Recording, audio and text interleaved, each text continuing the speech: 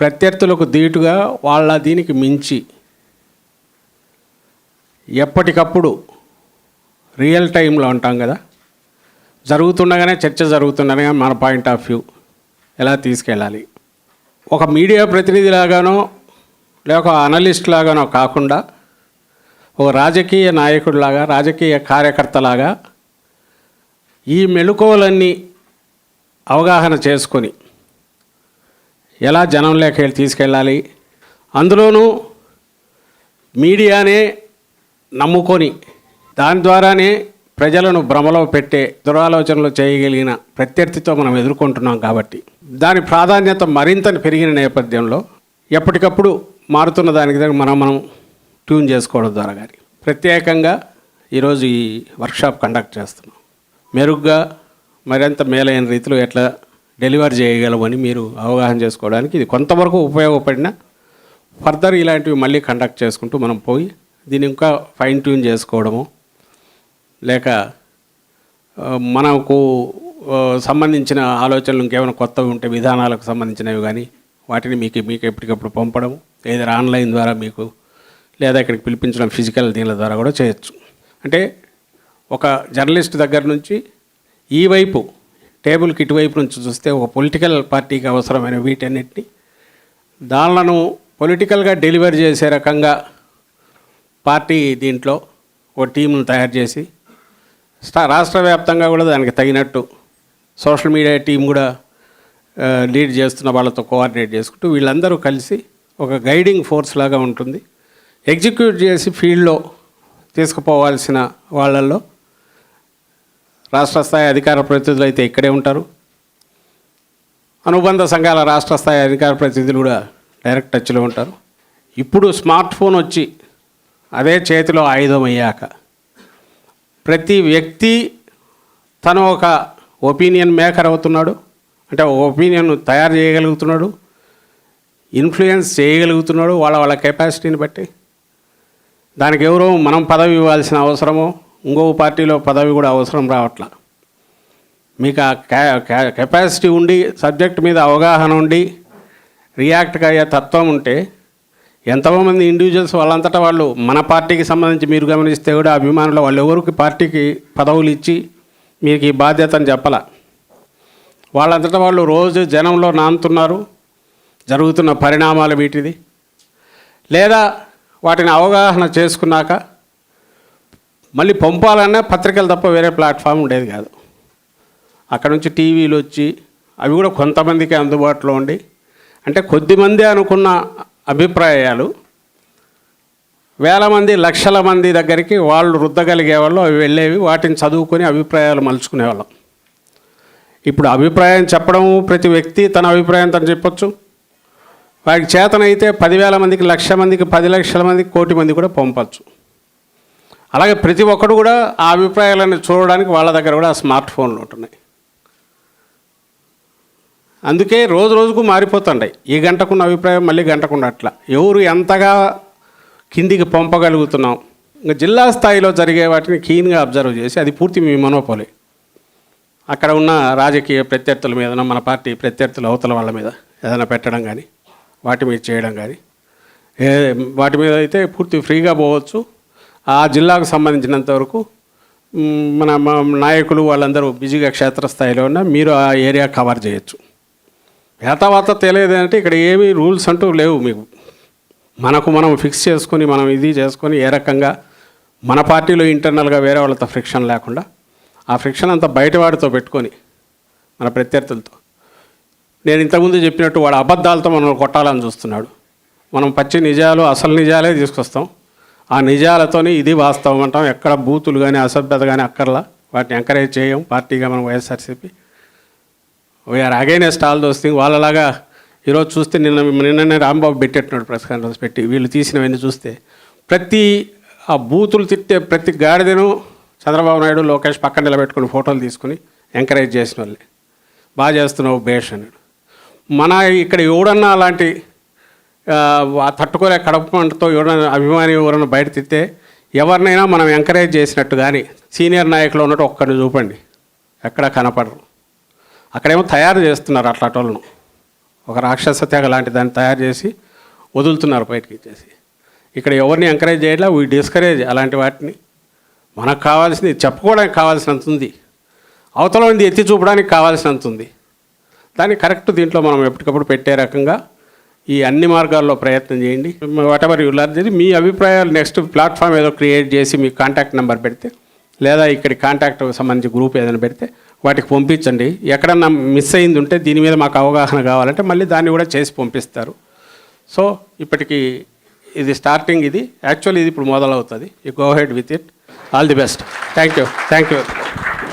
5 కోట్ల మందిని ఒకే రకంగా సృజించడం అంటే టచ్ చేయగలగడం ఎక్కడ జరిగినది ఒక్క జగన్మోహన్ రెడ్డి గారి విషయంలో, ఒక వైఎస్ఆర్ కాంగ్రెస్ పార్టీ పాలనలో మాత్రమే ఇది సాధ్యమైంది, ఎక్కడ లేదు. ప్రతి గడప అత్యంత సామాజికంగానే కాకుండా ఆర్థికంగా, రాజకీయంగా అన్ని రకాలుగా చైతన్య రీత్యా కూడా అట్టడుగున ఉన్న దళితులతో పాటు ఆ చైతన్యం పుంజుకోవడానికి రావడానికి దశాబ్దాలు, ఇప్పటికీ ఇంకా పూర్తి రాలా. అంటే మేము సమానులుగా ఉండడానికి మాకు హక్కు ఉందని రియలైజ్ కావడానికి కూడా దశాబ్దాలు పట్టింది. Equal opportunities in real sense ఏదైతే బాబాసాహెబ్ అంబేద్కర్ గారు ఆయన ఆ రోజు కలగనడం కాకుండా రాజ్యాంగం రూపంలో కూడా మనకు బహుకరించారు, మన ముందు పెట్టారు, మన చేతికి అందించిపోతే కలలు కనడం అందరం కంటాం. బ్రహ్మాండంగా సమాజం బాగుంటే బాగుంటుంది అనుకోవడంలో ఏమంటారు ఆదర్శప్రాయంగా ఆలోచించే వాళ్ళు ఉంటారు, సంఘ సంస్కర్తలు ఉన్నారు. కానీ వాళ్ళు చేయగలిగింది కొంత చేస్తే రాజకీయంగా అధికారంలోకి వచ్చిన వాళ్ళు కొన్ని అంశాలు మాత్రమే సృజించగలిగారు. అది ఒక్క జగన్మోహన్ రెడ్డి గారు మాత్రమే ఇన్ని దశాబ్దాల తర్వాత రాజ్యాంగం వచ్చిన తర్వాత భారతదేశానికే కాదు ప్రపంచంలో ఏదైనా సరే అసమానతలున్న సొసైటీని ఈక్వాలిటీకి తీసుకురావడానికి ఒక కరదీపికలాగా భారత రాజ్యాంగం అంబేద్కర్ గారు మనకిచ్చింది. ఆ రాజ్యాంగం ఏదైతే ఉందో దాన్ని ఆచరణలో దాని స్పిరిట్ను పూర్తిగా అవగాహన చేసుకొని 5 ఏళ్ల కాలంలోనే దాన్ని పూర్తిగా అమలు చేసే ప్రయత్నం చేసి అందులో చాలా వరకు విజయం సాధించిన నాయకుడు ఎవరంటే జగన్మోహన్ రెడ్డి గారు. ఇందులో డౌట్. ఒక సంస్కర్తలాగానో పూర్తిగా ఆ ఫలితం ఎట్లుంటుందో నాకు అనవసరం. నాకు 5 ఏళ్ళు తీర్పు ఇచ్చారు, ఈ 5 ఏళ్లలో నేను అనుకున్నది పూర్తి చేయాలి, వీలైనంతగా వీళ్ళకు హ్యాండ్ హోల్డింగ్ చేసి పైకి తీసుకొని రావాలి ఈ సెక్షన్స్ను. ఈ పునాదులు వేసినవి వాళ్ళ భవిష్యత్తు వాళ్ళు రాసుకునే రకంగా వీళ్ళకందరికీ అందుబాటులోకి తీసుకొచ్చి అప్పుడే నా జన్మ సఫలమవుతుంది అనుకొని ఆయన చేసిన ఎఫర్ట్స్, అది సిన్సియర్గా నిబద్ధతతో చేసినందుకు నాయకులు కింది స్థాయి వరకు అందరూ కూడా దీంట్లో కలిసి రాగలిగారు. ఇది ఎక్కడి నుంచి వచ్చిందంటే బహుశా ఆయన నిబద్ధత నుంచి వచ్చింది. ఆ మొక్కవని దీక్ష, దాన్ని ఇది నమ్మిన దానికి ఎక్కడ కాంప్రమైజ్ కాకుండా నిలబడడం వల్ల వచ్చింది. దీనికి తగినట్టు మిగిలిన వారిని మౌల్డ్ చేసుకునేందువల్లే ఈరోజు వైఎస్ఆర్ కాంగ్రెస్ పార్టీ అంటే అది ఏ విభాగమైనా సరే ప్రజల పక్షాన్ని నిలబడడంలో మన పక్షపాతం ఏ వైపు ఉంటుంది అంటే పేదల పక్షాన ఉంటుంది అనేది కూడా గుండె మీద చేయి వేసుకొని కాళ్ళు రెగడేసి మరీ చెప్పగలుగుతున్నాం. వేరే వాళ్ళు సంవత్సరం కూడా తిరగకముందే ఎక్కడ బయటికి రాలేని పరిస్థితి వచ్చింది అటువైపు. ఎందుకంటే రావడమే ఒక మోసపూరితమైన ఆలోచనతో. గతానికి ఇప్పటికి తేడా ఏంటంటే మోర్ ఫైన్ ట్యూన్ చూసి ఈసారి ఈ దోపిడీని ఎవడన్నా ప్రశ్నిస్తాడేమో అని ముందే ఆ సోకాల్డ్ రెడ్ బుక్ అనే దాన్ని తీసుకొచ్చి నోరు ఎత్తితే ఎక్కడికక్కడ ఎట్లా కేసులు పెట్టాలనే ఆ ధోరణిలో అది కొత్తది తీసుకొచ్చాయి. దాని ద్వారా తప్పుడు కేసులు వీటిని పెట్టి ఇంకో పక్క పట్టపగలే దోపిడీ, దాంట్లో కొత్త విధానాలు తీసుకొచ్చి ఈ 10 నెలలు నడిపారు. బహుశా ఇట్లే ధీమా ఉంటే మళ్ళీ ఎన్నికలు వచ్చేంతవరకు మాదే కదా అనే ఓ ధీమా వాళ్ళకు ఉండొచ్చు. వైఎస్ఆర్ కాంగ్రెస్ పార్టీ అంటే ఆయన మాటల్లో చెప్పినట్టే నా ఎస్సీ, నా ఎస్టీ, నా బీసీ, నా మైనారిటీ అని ఏదైతే చెప్తున్నారో అది అట్లాగే కంటిన్యూ అవుతుంది.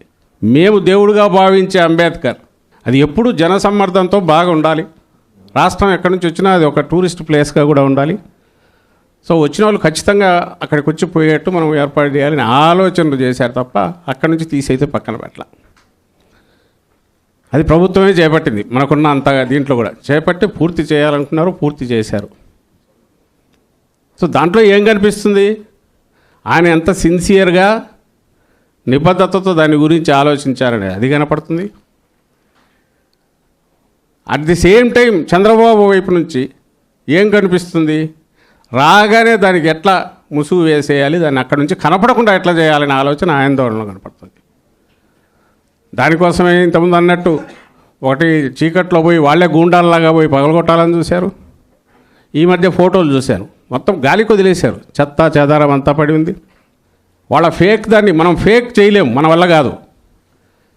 100 కోట్లు 1000 కోట్లు దాని మీద పెట్టి అతను పెట్టుబడి ఎంత దాని మీద పెడతాడు చంద్రబాబు నాయుడు. మనం చేయలేము. మనది ఆర్గానిక్, మనది రియల్. మన కోసం ఎవరైతే నిలబడుతున్నారో పార్టీ కోసం అందరూ రెడీగా ఉన్నారు. ఓన్లీ వీళ్ళ మధ్య కనెక్టివిటీ లేదు, కోఆర్డినేషన్ లేదు. ఇంతకంటే పెద్ద సైన్యం అక్కర్లా. జనం మధ్య ఉండడమే కాకుండా ఇప్పుడున్న ప్రభుత్వం దుష్టపాలన ఎండగట్టడానికి అవసరమైన ఏమున్నా కూడా వాటిని ఎత్తి చూపడం, మనమందరం కలిసికట్టుగా ఒకే తాటి మీద నెక్స్ట్ ఎన్నికలు టార్గెట్గా గతంలో కంటే మెరుగైన ఘన విజయంతో జగన్మోహన్ రెడ్డి గారు మళ్ళీ దాంట్లోకి రావాలి. అది చారిత్రక ఆవశ్యకత. అలాగే వచ్చిన తర్వాత ఈసారి ఎవరిని వదిలిపెట్టమనేది కూడా వాళ్ళకి తెలుస్తుంది. మీరు కూడా అది గుర్తుపెట్టుకోండి. ఈసారి నేను ఇంతకుముందు అన్నాను, ఈసారి కొంచెం రాజకీయంగా కూడా ఆలోచిద్దామని. ఇంతకుముందు ఆలోచించాలి, ఆయన కేవలం సంస్కర్తలాగా ఉన్నాడు. ఈసారి రాజకీయంగా కూడా ఆలోచిద్దాం. మన వాళ్ళని మనం ప్రొటెక్ట్ చేసుకోవడమే కాదు, మన వాళ్ళని ఇబ్బందిని పెట్టిన వాళ్ళను ఆ ఇబ్బంది ఎట్లుంటుంది అనేది రెండింతలుగా వాళ్ళకు చూపించే కార్యక్రమం కూడా మనం ఖచ్చితంగా చేయాల్సి ఉంటుంది.